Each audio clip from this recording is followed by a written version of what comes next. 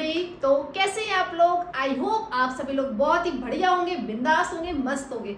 और आज हम लोग करने जा रहे हैं एक प्रैक्टिस सेट मैथ्स का, जो कि आप यूपी पुलिस, रेलवे, एसएससी किसी भी एग्जाम की तैयारी कर रहे हैं तो आपके लिए बहुत ही ज्यादा ये यूजफुल होने वाला है। चलिए स्टार्ट करते हैं भाई। देखिए पहला क्वेश्चन क्या है। एक अंतरिक्ष यान 2 घंटे 20 मिनट में 6,625 किलोमीटर की यात्रा करता है और उसके बाद यह 40 मिनट में 824 किलोमीटर आगे बढ़ता है। तो अंतरिक्ष यान की औसत गति बतानी है। ये जो क्वेश्चन है ये मैंने यूपी पुलिस के जो प्रीवियस ईयर का एग्जाम था उसमें से मैंने लिया है। ठीक है, तो ऐसा नहीं है कि यूपी पुलिस के लिए ही इंपॉर्टेंट है, सभी एग्जाम्स के लिए क्वेश्चंस इंपॉर्टेंट होते हैं, इसी टाइप के क्वेश्चंस आपके आते हैं। ठीक है, तो देखो ये पहला प्रैक्टिस सेट है मेरे चैनल पर, मेरा नया चैनल है, तो प्लीज आप लोगों से रिक्वेस्ट है सपोर्ट करना, चैनल को लाइक कर देना अगर आपको बाद में, अगर अच्छे लगे तो ही लाइक करना, अगर बेकार लगे तो डिसलाइक भी कर सकते हो। ठीक है, और आप कमेंट सेक्शन में मुझे बताइएगा कि आपको किस चैप्टर में प्रॉब्लम है, ताकि मैं उस चैप्टर की वीडियोस बनाऊं, उस चैप्टर पे शॉर्ट ट्रिक्स आपको सिखाऊं। ठीक, चलो स्टार्ट करते हैं भाई। अब यहाँ पर हमें औसत गति बतानी है। क्या बतानी है भाई? हमें औसत गति। ठीक है, तो गति का फॉर्मूला क्या होता है? क्या फॉर्मूला होता है? स्पीड का फॉर्मूला क्या होता है? Distance upon time. ठीक है, क्या फॉर्मूला होता है स्पीड का? डिस्टेंस अपॉन टाइम, यानी कि चाल बराबर दूरी बटे समय, है ना? चाल बराबर दूरी बटे समय। तो ऐसी है, अगर मैं औसत गति निकाल रही हूँ तो औसत गति के लिए क्या फॉर्मूला बनता है? कुल दूरी। ठीक है, टोटल डिस्टेंस, कुल दूरी उसने कितनी तय करी है? 6,625 किलोमीटर की, और दूसरी उसने कितनी करी है? 824 किलोमीटर की। तो पहले हम क्या निकालेंगे? इन दोनों को ऐड कर लेंगे, कुल दूरी बटे कुल समय। ठीक है, ये फॉर्मूला होता है, अगर नहीं पता तो नोट कर लेना। कुल दूरी कितनी है? 6,625, और दूसरी कितनी है? 824। अब इन दोनों को ऐड करा तो कितना आ गया? 5 और 4 9, 4 8 और 6 14, और ये कितना आ गया? 7449। ठीक, तो 7449। अब देखो कुल समय यहाँ पर आपको जो समय दे रखा है, टाइम दे रखा है, वो घंटे और मिनट में दे रखा है। तो 2 घंटे 20 मिनट, 2 घंटे 20 मिनट, और दूसरा कितना दे रखा है? 40 मिनट, 40 मिनट, यानी कि मिनट को जोड़ लो, है ना? तो 20 और 40 मिनट कितना हो गया आपका? 60 मिनट, और ये 2 घंटे, 2 घंटे 60 मिनट, 60 मिनट कितना होता है? 1 घंटा होता है ना, सबको पता है। तो यानी टोटल टाइम कितना हो गया? कुल समय कितना आ गया आपके पास? 3 घंटे। तो 3 से आप क्या कर दोगे? भाग कर दोगे, डिवाइड कर दोगे। तो करो भी इसको, 3 दूनी 6, 1 बचा यहाँ पर, 3 चौक 12, 2 बचा, 3 अट्ठे 24, और 3 तिया 9। तो कितना आपका आंसर आ गया? 2483 किलोमीटर पर आवर। सही है, 2483 किलोमीटर पर आवर, ये आपका आंसर है। ठीक, अगला क्वेश्चन देते हैं। एक लिफ्ट प्रत्येक 65 किलोग्राम के औसत भार केवल 6 लोगों को ले जा सकती है। ठीक है, तो यदि उस लिफ्ट में 5 लोगों का औसत भार कितना है? 67.2 किलोग्राम है, तो छठे व्यक्ति का आपको वजन बताना है, आपका वेट बताना है। ऐसा क्वेश्चन आपका एग्जाम में बहुत पूछते हैं। एवरेज औसत चैप्टर से लिया गया है ये क्वेश्चन। तो सबसे पहले हम क्या निकालेंगे? कुल भार। किसका निकालेंगे? जो 6 लोग हैं। तो कुल भार निकालने के लिए हम क्या करेंगे? 65 के 6 से मल्टीप्लाई कर देंगे, है ना भाई? 6 लोगों का जो एवरेज भार दे रखा है, तो आप 6 लोगों का कुल भार निकालो। कैसे निकालोगे? मल्टीप्लाई करके 65 की, क्योंकि 65 औसत दे रखा है, और कितने लोग हैं? 6 लोग। मल्टीप्लाई करो, 6 पंजे 30, 3 बचा, 6 6 36, और 3 39। ठीक है, 390। अब क्या करोगे? उसमें से क्या माइनस करोगे? 5 लोगों का, जो आपको 5 लोगों का एवरेज दे रखा है ना, तो 5 लोगों का कुल भार निकाल लो। ठीक है, 5 लोगों का कुल भार निकाल लो। तो 67.2 इंटू 5, 5 दूनी 10, 5 सत्ते 35, और 1 36, 5 6 30, और 3 33, यानी कितना आगे पॉइंट यहाँ लगेगा, है ना? तो 336 आ गया। तो 390 में से 336 माइनस कर दो, करो भी माइनस करो, तो कितना आ गया? 10 में से 6 गया 4। ठीक है, यहाँ के कितना बचा? 8, 8 में से 3 गया 5, तो यानी कि 54 किलोग्राम, 54 kg वेट आ गया। हमने क्या करा? आपको 6 लोगों का औसत वेट दे रखा था, कितना? 65, तो 6 लोगों का कुल भार निकाल लिया। कैसे निकालोगे कुल भार? 65 के 6 से मल्टीप्लाई कर दी, सिंपल सी बात है। उसके बाद हमने क्या करा? जो 5 लोगों का एवरेज वेट दे रखा था वो 67.2, तो 5 लोगों का हमने कुल भार निकाल लिया, उसमें से इसको माइनस कर दो, तो आपको छठे व्यक्ति का आपको वजन मिल जाएगा। ठीक है।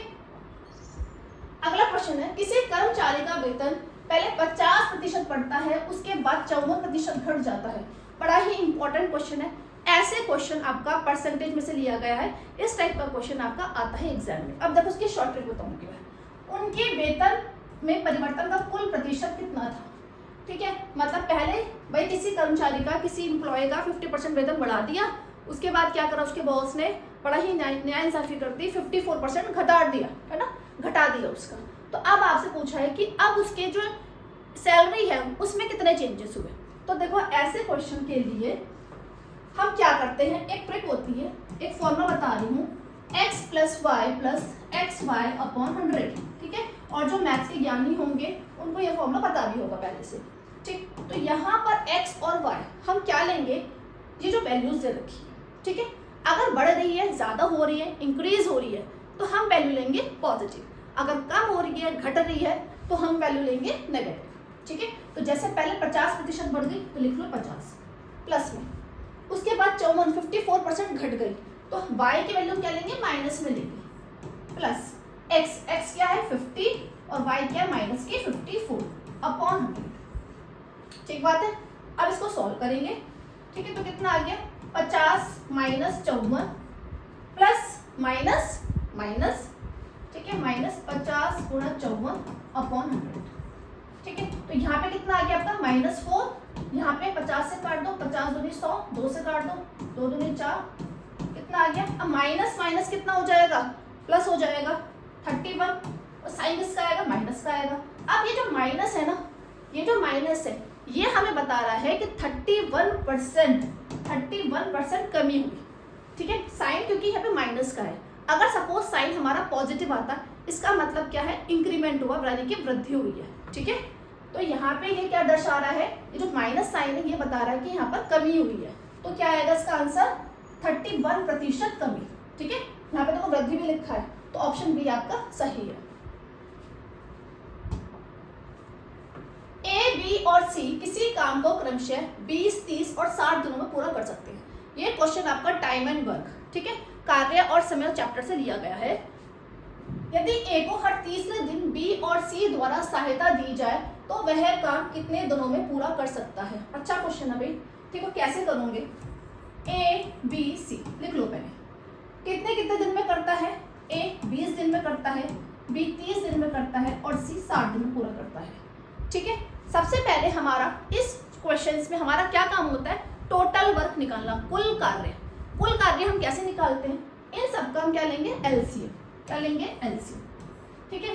20, 30, 60, तो कितना आया हमारा, 60 आया, ठीक है। कितना आया, 60 आया।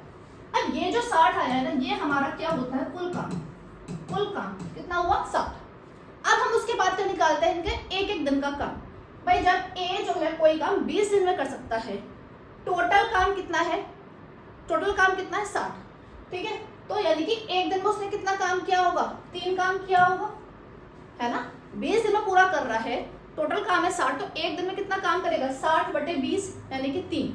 ऐसे बी कितना करेगा एक दिन में काम, 60/30 यानी कि 2, और यहाँ पे कितना आया, ठीक है। अगर तीनों मिल जाते हैं, ए बी और सी तीनों मिल गए, तो तीनों मिलकर कितना काम करते हैं, 3 और 2 5 और 1 6। बात समझ में आ गई। अब क्वेश्चन में क्या लिखा है, यदि ए को हर तीसरे दिन बी और सी द्वारा सहायता दी जाए तो वह काम कितने दिनों में पूरा कर सकता है। ये क्वेश्चन है कि ए जो है, ए तो रोज कर रहा है, ए को ही काम खत्म करना है, बट हर तीसरे दिन बी और सी उसकी हेल्प कर देते हैं, ठीक है। तो पहले दिन किसने काम करा, ए ने, कितना काम किया, 3 ही तो कर सकता है एक दिन में काम। दूसरा दिन भी ए ने करा, कितना करा, 3। अब तीसरा दिन ए बी सी तीनों ने काम किया, कितना, 6 काम करेंगे ना। तो यानी कि 3 दिन में कितना काम कर रहे हैं, 6 और 3 9 और 3 12।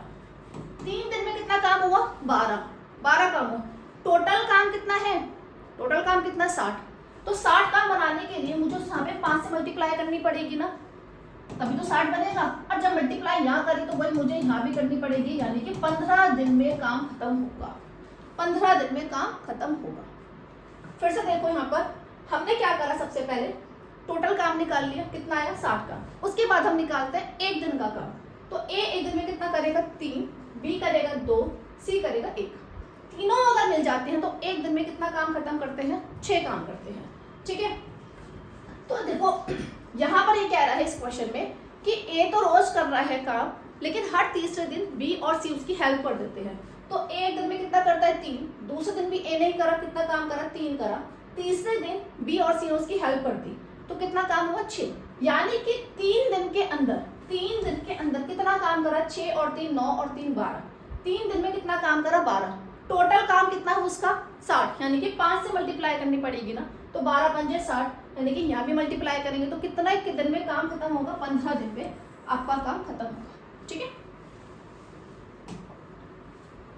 अब देखो ये क्वेश्चन भी बड़ा ही इंपॉर्टेंट है, कैसे करेंगे। किसी वृत्त के व्यास को दुगना किया गया, व्यास को दुगना कर दिया, सर्कल होता है ना, ठीक है, डायमीटर ये व्यास है। जब व्यास को मैंने डबल करा, इसका मतलब क्या, उसको जो त्रिज्या है वो भी डबल होगी ना। ठीक है, अगर त्रिज्या पहले 8 थी, अब कितनी हो गई 2r। ठीक बात है। उसके क्षेत्रफल कितना बढ़ जाएगा, तो क्षेत्रफल का फॉर्मूला क्या होता है, पाई आर स्क्वायर, सभी जानते हैं। ठीक है, तो अब हमने क्या करा, पाई आर की जगह हमने कितना करा 2r ले ली। ठीक है, 2r का स्क्वायर, तो कितना आ जाएगा 4r स्क्वायर, यानी कि 4 पाई आर स्क्वायर। पहले जो क्षेत्रफल पाई आर स्क्वायर था, अब कितना हो रहा है 4 पाई आर स्क्वायर, तो उसका क्षेत्रफल कितना बढ़ेगा 4 गुना, कितना बढ़ेगा 4 गुना। अब देखो 40 के वर्ग के 40% का चौथाई भाग ज्ञात करें। 40 के वर्ग यानी कि 40 का स्क्वायर। ठीक है, अब देखो ऐसे क्वेश्चन में क्या करना है, जहां भी का दिखता है, के का, वहां पे हमें क्या लगाना है, मल्टीप्लाई। ठीक है, गुणा का साइन लगाना है। इंग्लिश वाले जो होता है वहां पे आपको ऑफ मिलता है। ठीक, तो 40 का वर्ग, तो 40 का स्क्वायर कर दिया, के 40% परसेंट का जब हम साइन हटाते हैं तो क्या करते हैं, अपॉन 100, पता होगा है ना, पैस के ज्ञानी हो आप लोग, पता होगा। तो 40% यानी कि जब परसेंट का साइन हटाएंगे तो हम क्या करेंगे, 40/100 कर देंगे। का चौथाई यानी कि 1/4। ठीक बात है। चलो इसका आपको अब से सॉल्व करना है।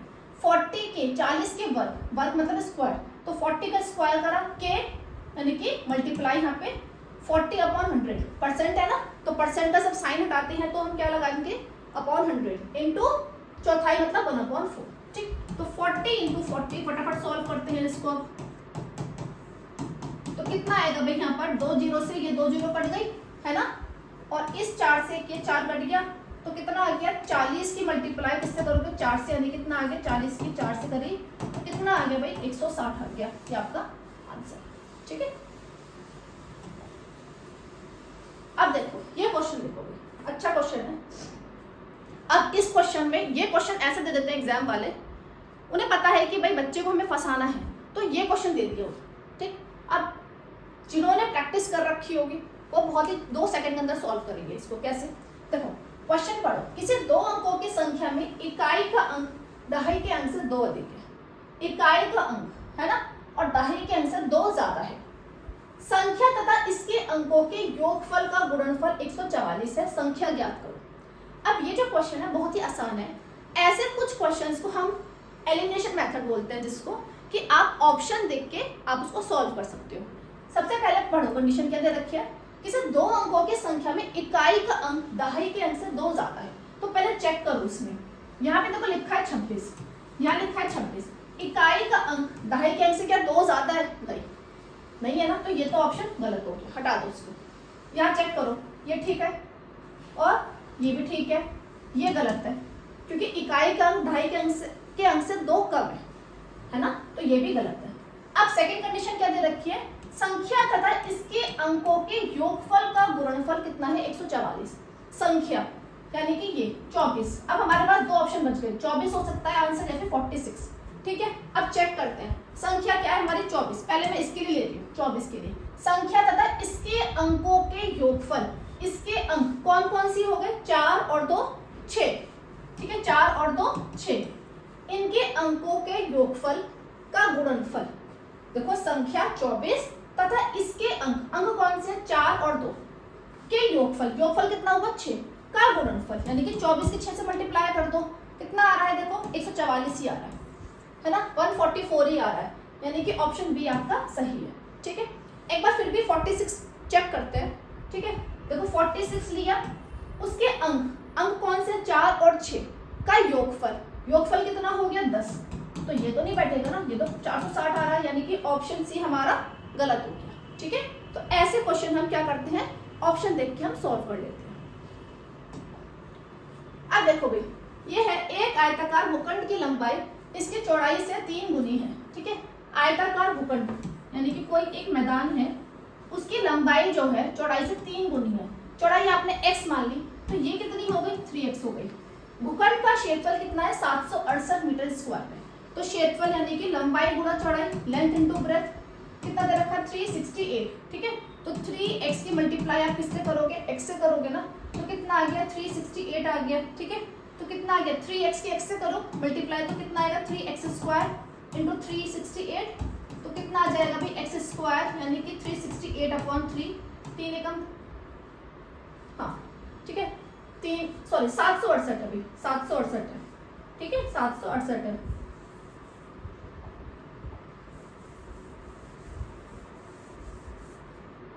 तो इसको यानी कितना आ जाएगा, 768/3। ठीक है, तो 3 दूनी 6, एक बचा, ठीक, तो 3 चौक 12, सॉरी 3 पंजे 15 और 3 छह 18। ठीक है, तो कितना आ जाएगा आपका, x स्क्वायर आ गया कितना, 256। तो ये किसका अंडर रूट होता है, 16 का, यानी कि x कितना हो गया, 16। जब x 16 हो गया तो चौड़ाई कितनी हो गई, 16, और लंबाई कितनी हो गई, 48। कितनी हो गई, 48। परिमाप पूछा है आपसे, तो परिमाप का फॉर्मूला क्या होता है, 2 × L+B, यानी कि 2 गुणा लंबाई कितनी है, 48 और चौड़ाई कितनी है, 16। ठीक है, तो सॉल्व कर लो, कितना आ गया, 2 गुणा ये कितना हो जाएगा, 48 और 16 यानी कि 64। ठीक है, तो कितना आ जाएगा आपका, 128 मीटर आपका आंसर है। ठीक है, आसान सा क्वेश्चन था बट आ जाता है बहुत ही। आज ये मेरा इस मतलब मैं इस चैनल पर प्रैक्टिस सेट का जो पहला ही वीडियो है ये, तो इसलिए बहुत आसान क्वेश्चन ले रही हूँ। अब धीरे धीरे हम क्या करेंगे, क्वेश्चंस का लेवल भी इंक्रीज करेंगे। ए किसी काम को 15 दिन में कर सकता है, बी किसी काम को 20 दिन में करता है। यदि दोनों मिलकर 4 दिन काम करते हैं, दोनों मिलकर 4 दिन काम करते हैं, तो शेष बचे काम का अंश क्या है। देखो ए जो है किसी काम को 15 दिन में कर लेता है और बी किसी काम को 20 दिन में कर लेता है। ठीक, सबसे पहले हमारा क्या काम होता है, हमारा एलसीएम लेना इनका, यानी कि कुल कार्य। तो 15 और 20 का एलसीएम कितना होगा, 60। तो 60 क्या है, ये कुल कार्य।